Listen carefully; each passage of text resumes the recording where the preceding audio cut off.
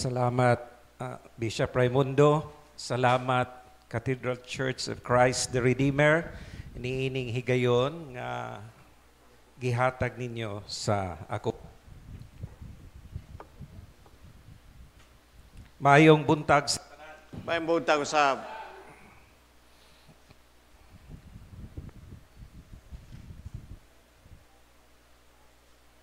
Our political culture is not about principles and loyalty, but it's about personal interest and taking advantage of opportunities. A continuous shifting of the political climate will also cause a shifting of political color and affiliation. It's more about interest and not loyalty. Sa atong politika diri sa Pilipinas, mga igsuon, ang kultura niini wala kini nagbase sa mga prinsipyo o sa pagkamatinud-anon sa partido. Apan nagbase kini sa mga personal nga interes o pagpahimulos sa mga oportunidad. Ang pagpadayon sa pag-usab sa sitwasyon sa politika mao kining hinungdan usab nga ang mga tao nga nahilambigit diha sa politika mag-usab ang ilang mga kolor o ang ilang mga affiliation. So makita nato nga dili interest. It's more about interest. Kung asa ang interest, tuwa sila apan dili gyud naghisgot about loyalty. Loyalty to the party, okay? Or loyalty to what you believe or stand for. There's a saying, politicians are strange bedfellows. Doon ay panultihon nga nagyon ang mga politiko kuno mura kuno kinig nag-uban sa usa ka higdaanan nga murabag layo ra gyud kaayo sila. Nag-uban lang sila tungod sa interes. Kaya naman ko nini sa Cagayan, taon-taon na magyud ko sa Cagayan de Oro. Tung una pagyod. Kauban man ni sila katong una. Pagsunod na sad eleksyon, kontra na sad sila. Pagsunod na sad, nag-uban na sad sila. Karon kontra na sad sila. Kanya ang kontra nila, kauban na sad nila. Ang kontra nila, kauban. Ang kauban nila, kontra na sad. Ano sa mani? Mura og kamilyon. Kakuan mo ng kamilyon, mura og tiki. Mura na siya og tuko. Nga kung asa siya mo pilit, mo blend siya sa iyang color. Pananglitan, mo pilit siya dire. Mo blend sa siya, mahimo siya og maroon or brownish. Aron dili siya makita sa mga predators. So, kung asa siya.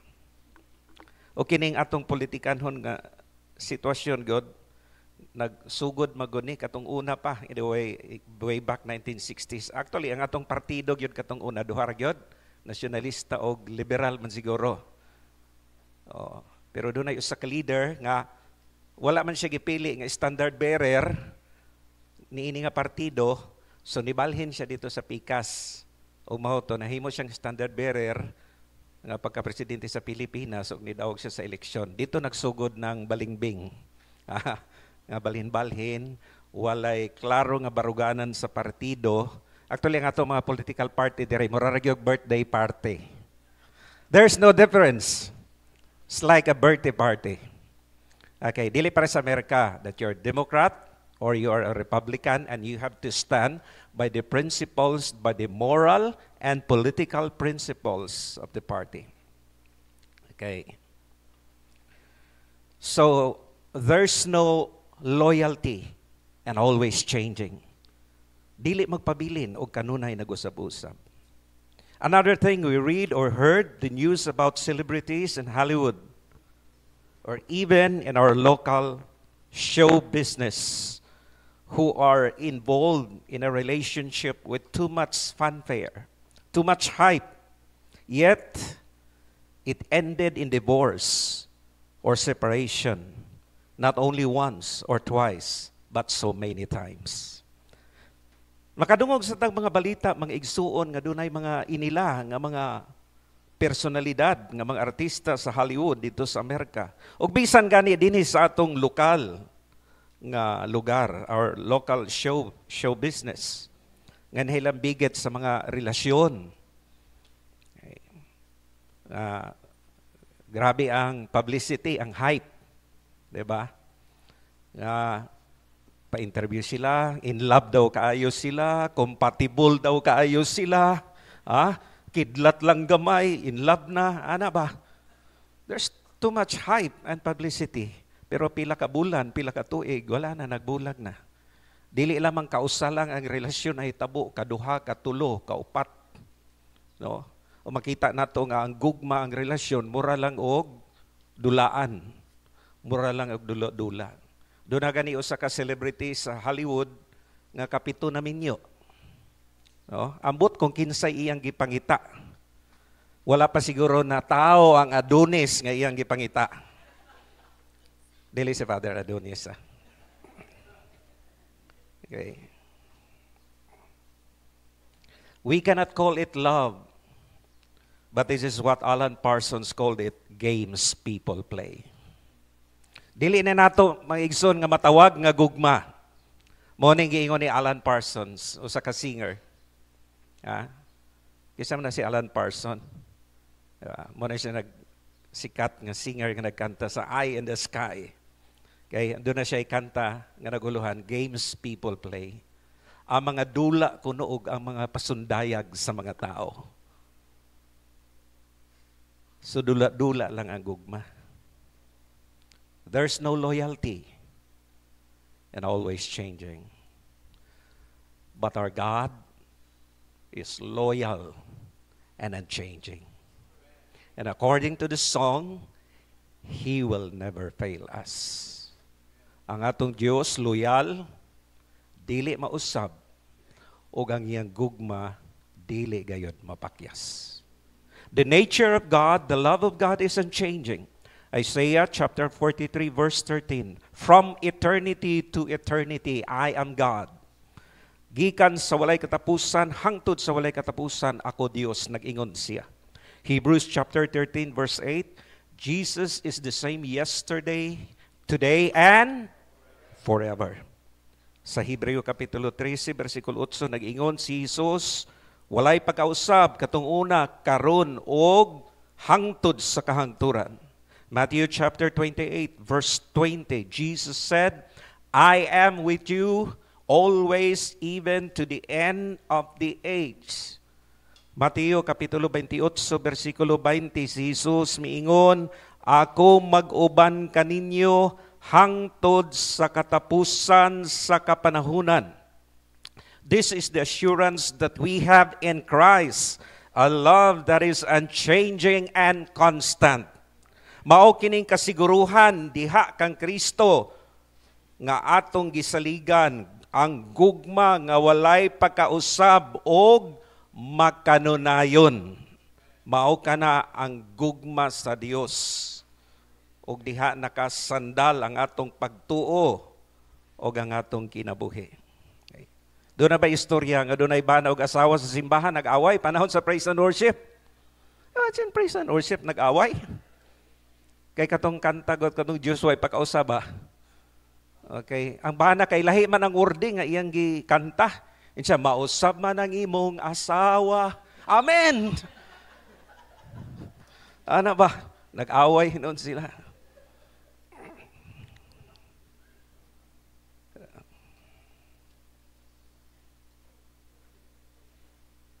From eternal to eternal, the love of God is unchanging. Gikan pa kaniadto, wala pa'y kalibutan. Ang gugma sa Dios walay pagkausab. Paghimo niya sa kalibutan, walay pagkausab ang iyang gugma. Paghimo niya sa una nato nga ginikanan si Adan ug si Iba, walay pagkausab ang iyang gugma. Sa panahon ni Abraham, walay pagkausab ang iyang gugma. Hangtod kang Noah, hangtod kang Haring David, hangtod sa mga hari sa nasod sa Israel, hangtod sa mga apostolis, hangtod sa simbahan katong unang panahon, hangtod karon prube na ang gugma sa Dios nga walay pagkausab. So kung doon na tayo mga problema nga atong kitanaw sa atong kinabuhi, dili kayo kita mabalaka ni anak mga igsuon. Kay ang Dios kanunay gayod nagauban kanato. Because His love is unchanging. Timan ini igsuon. Bisan pa sa panahon nga mubiya ka sa Dios, bisan pa sa panahon nga mutalikod ka sa Dios, tugtan ta lang, apan inig atubang nimo, mo talikod ka, ang naong sa Ginoo gaatubang lang gihapon nimo. That even if you leave God, turn your back against God. Once you face again, once you turn back again, the face of God still there. Ang naong sa Ginoo, ang dagway sa Ginoo, nagatubang lagyapon kanimo. Nagpaabot kanimo sa imong pagbalik. That's how God is faithful. Dili ka makain mga igsoon nga gibiyaan ka na sa Ginoo. Actually, kita ra may mitalikod sa Ginoo.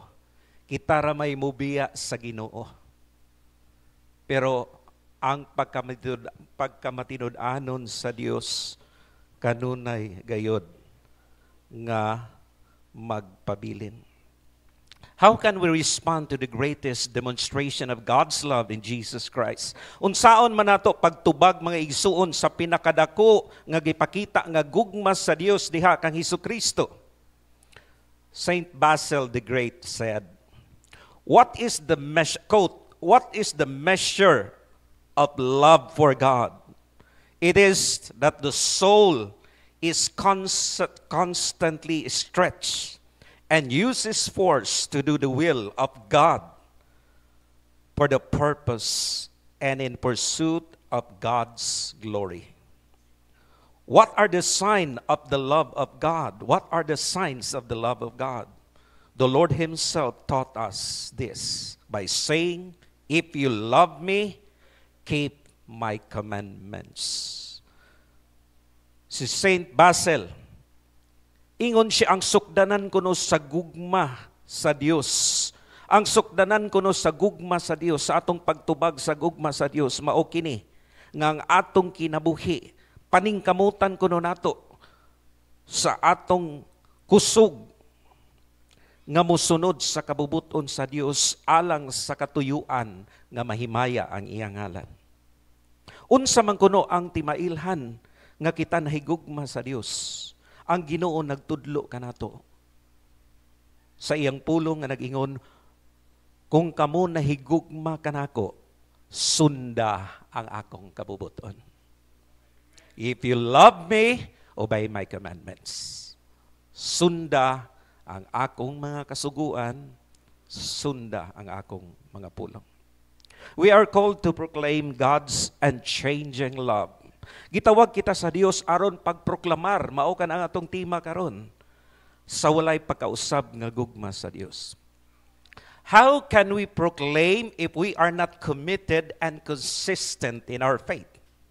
Unsaon nato pagproklamar sa walay pagkausab nga gugma sa Dios kung kita dili komitado o dili makanunayon sa atong pagtuo o sa atong pagpangalagad sa Dios?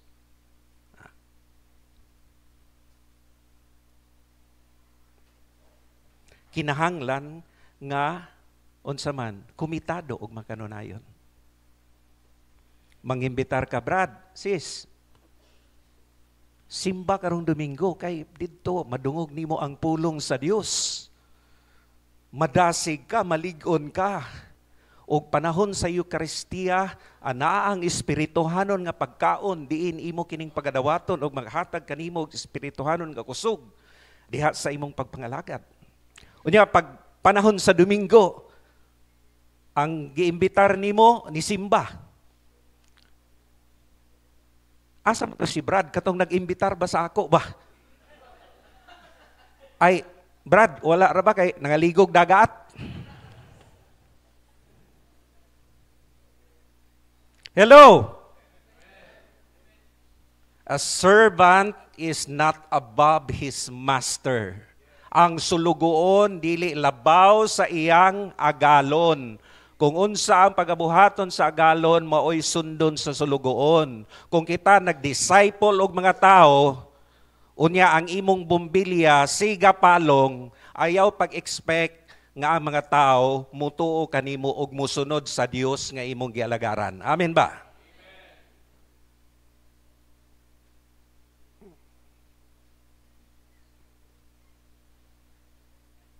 Are we settled in our Christian faith? Sigurado na ba gyud kita sa atong Kristohanon nga pagtuo, or we have some reservations? O gaduha-duha pa ta? Murag, ambot lang kining akong Kristohanon nga pagtuo.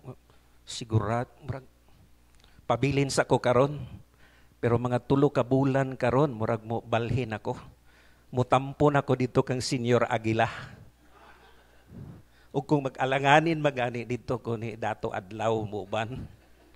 Dito sa kanang sa ancestral domain of Surigao City Jail.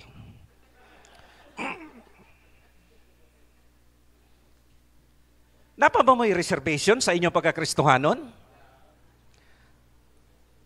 Usay sayon rata mo ingon wala, pero nahibalo ba mo mga igsuon nga naay mga balita nga atong nadungog nabasa, mga pastor na ni sa Amerika, mga igsuon. Pastor na, nangalagad na sa Ginoo, dagko og mga ranggo sa simbahan. And then later on, sa pila ka katuigan nga nilabay sa ilang pagpangalagad, nahimo silang atheist. Nidesisyon sila nga dili na sila mutuo sa Dios. Nahitabo na, dili lang sa usa ka tawo, dili lang sa duha ka tawo, dili lang sa makadaghan na. Nahibalot na sa mga Amerikano, opinionated kayo na sila. Okay? When we follow Jesus Christ, when we follow God, there's no room for being opinionated. We need to obey His word. Of course, this is not a blind following, but we need to obey His word. Okay? Una pa ka kay reservation, marag alanganin man parag siguro basig mag-Muslim na siguro ko. Or siguro mag-Hindo ko. Napa mo yung mga hunahuna ng inana? Ato ning klaruhon. Ato ning klaruhon. Iko, dito ra ko kay sige silag sangpit sa Ginoo kita, maduminggo raman ta mo ingon sing hallelujah, sing nya napagay panahon nga murag down kay ta nya nga atong kanta sing nangaluya, sing nangaluya.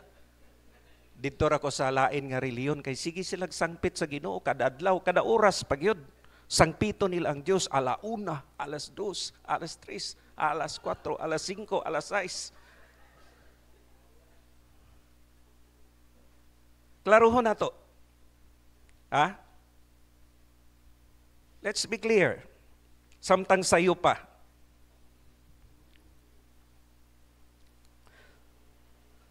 Basin maparihas ta sa Linkin Park ba? Okay, mga batanaw na kailaman mo na labi na mahilig sa rock music. Okay? And there's a lyrics in their song. Okay? It says, I tried so hard and got so far, but in the end, it doesn't even matter. Basig maparihan mo ni Ana. Naningkamot ko, grabe kayo, pag-alagan ako sa ministry. Dili lang singot, dugo na gyud. Gigawas pa gyud sa ilong. Unya ang singot, dugo na pareha kang Kristo dito sa Getsemani. Grabe ang akong pagpangalagad sa Ginoo. Pero sa katapusan di ay, wala man di kini pulos o kakawangan man di ay. Klaruhan ninyo na Kaya basig magkantaon niya mo niini. Klaruha ba yan ninyo?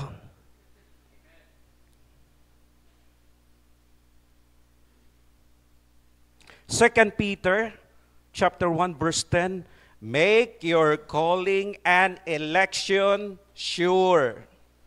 Ikaduhang Pedro kapitulo 1 bersikulo 10 nag-ingon, siguro abay ang inyong tawag o ang inyong pagkapinili sa Dios. Siguruha.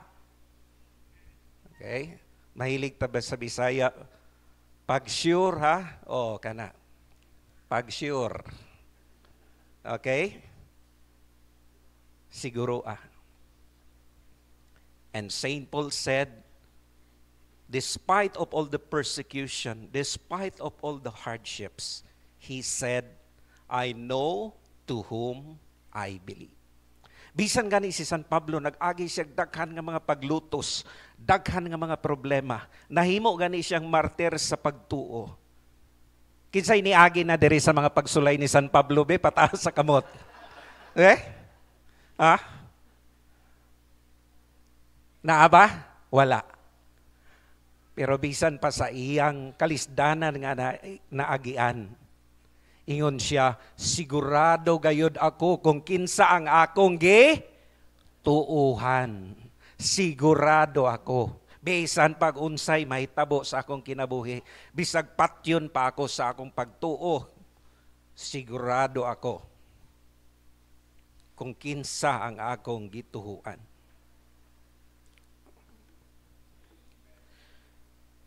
To those in the holy orders, kamo nga gitawag diha sa Dios sa pagpangalagad, nga giordinahan kamo. Make sure that you have a firm belief that you are called by God to serve Him in the charismatic Episcopal Church under the authority of your bishop. Sigurado na ba mo? Okay? Siguruan ninyo nga aduna mo'y lig-on nga baruganan o pagtuo nga kamo gitawag sa Dios sa pagpangalagad, dili dito sa uban nga denominasyon o simbahan, apan diri kamo gitawag sa Charismatic Episcopal Church, ilalom sa pagbulutan o otoridad sa inyong obispo. Basin pag naay mga problema sa simbahan, ikaw una ang muambak. Ingon ana ra gyud ang kinaiya sa tao. Pagbibo gani maayo ang dagan. Kabibo convert ba? Pag moagi ganig mga problema, tugtan ta lang mga leader makasala ug uban nga mga tao mag-cause og shame and scandal sa simbahan. Unsa himuon sa mga tao, kanya-kanya dayong pangambak dayon. Mga igsuon, makasasala at ang tanan. Ang simbahan dili kini para sa mga perpekto nga mga tao. Mura kini og hospital mga igsuon nga kita hinay-hinay nga giayo sa Dios. Kitang tanan. We are being reconstructed and renewed and being built up, okay, in preparation for eternity. Okay. Ayaw og ambak dahil mga igsuon kay pareha ditong istorya nga ang barko hapit na nalunod. Ingon to pasahero nga hapit na nalunod, ni ambak na dayon siya kay safety ba. Kuha na din siya lifeguard dayon. Ambak dayon siya. Daw bi kay ang barko wa man nalunod. Napadayon magiapon.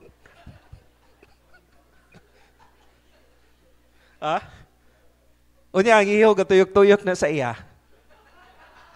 Ingon din siya, don't panic. Be calm. Nakikistorya na lang siya sa iyong kagalingon. Ayaw kadlok, kalma lang. Kayo sa kakilo, tanggal, gikan sa lawas.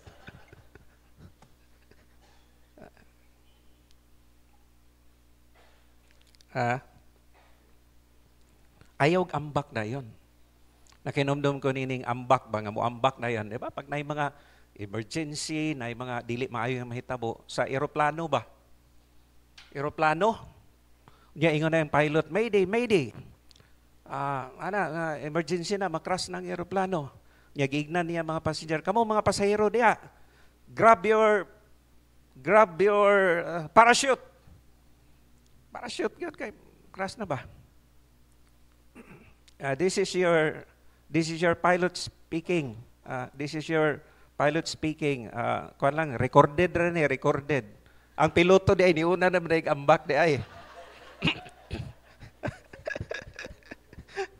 Okay. Upat ka pasahero. Grab din sila. Ilog. Ang pasahero si Elon Musk. Si Taylor Swift. Bata. Si Father Asol na yun. Imala na itong istorya.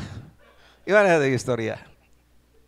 Ingon din si Elon Musk nga, ako ang pinakadato nga tao sa kalibutan. Kinahanglan, ako giuna nga makapanag-iya ni ining parachute. Kay daghan pa kog mga daghan pa kog mga negosyo nga atimanon. Bilyon-bilyon nga dolyar ang akong ginagawan. Napa ko'y SpaceX o uban pa nga mga dagko nga mga negosyo. Ako mo'y una. Ambak din si Elon Musk dayon. Ingon this, Taylor Swift. Ako ang pinakasikat nga tao sa tibuok nga kalibutan. Karon, ha? Og daghan pa mga fans dito naghulat sa ako, milyon-milyon. Og napakoy world tour nga gipaabot. Ako'y mauna sad. Ambak din si Taylor Swift. Dabi kay ang parachute kay tulura man. So si Father Azul katong bata nagtinan-away. Ano ba? Sara man eh. Ingo dahil si Father Azul kay Diyos non God. Ha? Unya ang iyang bersikulo pag yun, mga bersikulo nga gihuptan, nag-ingon nga kung unahon na imo ang imong kaugalingon, kawad-an kahinoon ni ini. Mo ng bersikulo nga kuptan. Ha? Di ingon dahil siya nga, dong, imuhan na lang na ako. Ikaw dahil, Father, ay kabalaka sa ako. Nga naman, katong parachute nga gikuha ni Taylor Swift, backpack to na ako.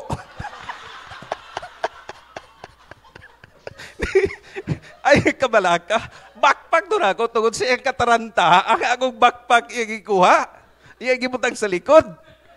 Natatagsa ta, sigurado ta. Basta unahon nimo ang gingharian sa Dios o ang iyang pagkamatarong. Ha? So, Taylor Swift, nag-ambak na dito. Pag-ana niya, huwag man ni Abre. Ingon dahil si Taylor Swift, oh, this is something new. This is something new. Pasaylo alang ko sa mga fans ni Taylor Swift, ha? Pasaylo alang ko. Okay, basig i-idolize niyo si Taylor Swift, labaw pa sa Diyos, ha? Delikado na na. Okay, we admire artists sa ilang talent, but nobody can compare with God. Klaruhon gyapon nato na. Klaruhon na. So, maunay nahitabo.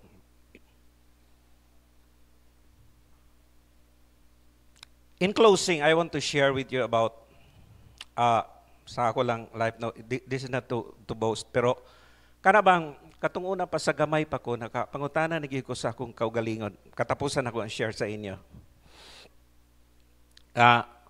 Pagkataon ako, pagdako na ako, nagdako man god mi nga protestante. O nahibalo ta diri sa Pilipinas, ang mga Protestant churches, minority ra gyud na, di ba? Minority ba? Ang majority sa ato ang Roman Catholic Church man. Ya pagdako na ko nga kay kon ko nganong wala man mi dito sa Big Brother. Katong dako nga simbahan ba katong daghan og tao, nganong diri man mi napaingon? Ana ba? Mura man ko outside the Colombo, mura ginana ba? Feeling nako atod sa pagdako nako hantod nga ang journey nako sa akong pagtuo nga Kristohanon hantod nakaabot ko sa charismatic from Christian Life Fellowship then to the Charismatic Episcopal Church. Ug akong gitanaw nga akong kinabuhi ba, ingko nga nakaabot ko nini nga punto sa akong kinabuhi, wa man ni nako giplano. Wala na ako ni giplano sa elementarya ko, wala na ako ni giplano sa high school ko, wala na gani na ako giplano sa college ko.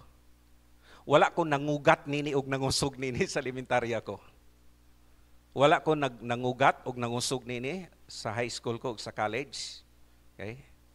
Wala ko nakigbisog aron moabot ko sa Charismatic Episcopal Church. Ni-flow lang ko sa plano sa Dios. Og diri ko gipahimutang sa Dios. Nganong diri ko kay wala ko didto. Nganong didto sila kay wala sila diri. Ingon ana lang, ayaw na ninyo libugang inyong kaugalingon. It might be nga dili man ni padaghanay, dili sa ni pagamyay. Basta kung asa ang plano sa Dios, kung asa kamo gitanom o gipahimutang, didto kamo. Where you are planted by God, stay and grow and be productive. Okay? So kinahanglan ma-settle na sa atong kinabuhi. Because God is always faithful to us. Okay? That even in the world, like our gospel reading, we face persecution. Moagi tag mga paglutos, mga kalisdanan. Pero ang gugma sa Dios magpabilin gihapon sa atong kinabuhi. O ang gugma sa Dios mapadaya gihapon nato sa tanang katawhan, bisan pa sa mga tao nga giingon diha sa Biblia nga atong mga espirituhanon nga kaaway. Kaya ang gugma sa Dios labaw sa tanan o dili gayod mapakyas. Amen.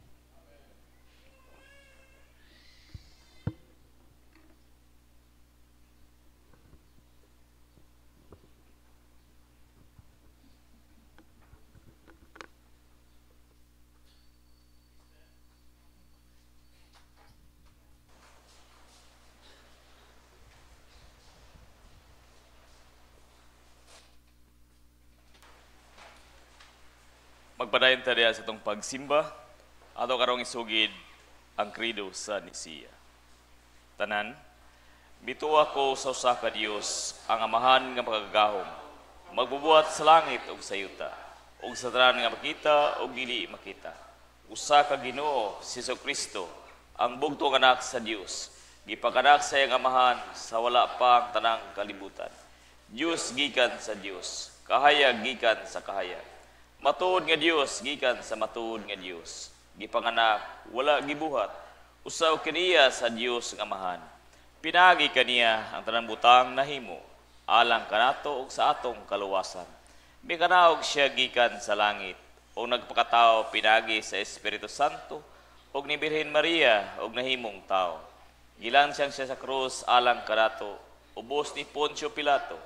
Naganto siya og gilubong. Sa ikatlo ka adlaw, nabanhaw siya sumala sa balaang kasulatan. Ug bisaka ngadto sa langit, ug naglingkod sa tuong kamot sa amahan. Ug mubalik siya pag-usab, uban sa himaya, aron sa paghukom sa mga buhi ug sa mga patay. Ug ang iyang gingharian walay katapusan. Ug mituwa ko sa Espiritu Santo, ang Ginoo ang naghatag sa kinabuhi. Kinsa nagikan sa amahan, ug uban sa amahan ug sa anak. Siya gisimba o gihimaya, kinsa nakigsulti pinagi sa mga propeta. Og bituwa ko sa usa ka balaan, katoliko ug apostoliko nga iglesia, og mila ko sa usa ka pagbunyag, alang sa kapasayloan sa mga sala. Ug naglantaw ako alang sa pagabanhaw sa mga patay, ug sa kinabuhi sumabot nga kalibutan. Amen.